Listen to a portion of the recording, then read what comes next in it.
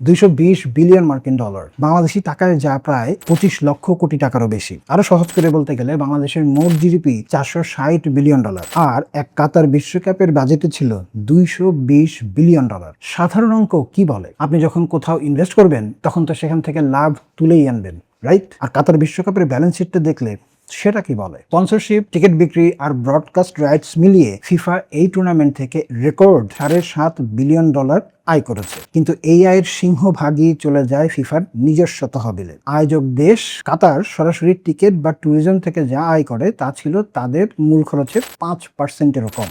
তাহলে কাতারের ব্যবসায়ী আমিরেরা এরকম লস প্রজেক্টে কেন এত বড় ইনভেস্টমেন্ট করলো? আসলে কাতার এই টাকাটা সির্ফ ফুটবলের পেছনে খরচ করেনি, তারা এই টাকা খরচ করেছে তাদের পুরো দেশের চেহারাটা বদলে দিতে। 8টি বিশ্বমানের স্টেডিয়ামের পাশাপাশি তারা বানিয়েছে আস্ত একটা নতুন শহর, তৈরি করেছে অত্যাধুনিক সাবওয়ে নেটওয়ার্ক এবং এয়ারপোর্ট। অর্থনীতিতে একে বলা হয় long term soft power capitalization. Qatar খুব ভালো করেই জানতো এই 220 বিলিয়ন ডলার সরাসরি ফুটবল থেকে উঠে আসবে না, কিন্তু এই মেগা ইভেন্টের উসিলায় তারা নিজেদের দেশকে বিশ্বের বুকে এমন এক গ্লোবাল হাব হিসেবে ব্র্যান্ডিং করলো যা আগামী 50 বছরে তাদের দেশের বিদেশি বিনিয়োগ আর ট্যুরিজমে বন্যা বইয়ে দেবে। মাঠের খেলা শেষ হলেও আসল খেলা কিন্তু এইখান থেকেই শুরু। কাতার বা সৌদি আরবের মতো মধ্যপ্রাচ্যের দেশগুলোর এই মরিয়া ভাব এবং স্পোর্টসের পেছনে বিলিয়ন বিলিয়ন ডলার খরচ করার পেছনে শুধুমাত্র ব্র্যান্ডিং নেই, এর পেছনে লুকিয়ে আছে এক চরম অস্তিত্ব সংকটের লড়াই। এমন এক অন্ধকার ভবিষ্যৎ যার টাইম বম অলরেডি টিকটিক করে বাঁচতে চলেছে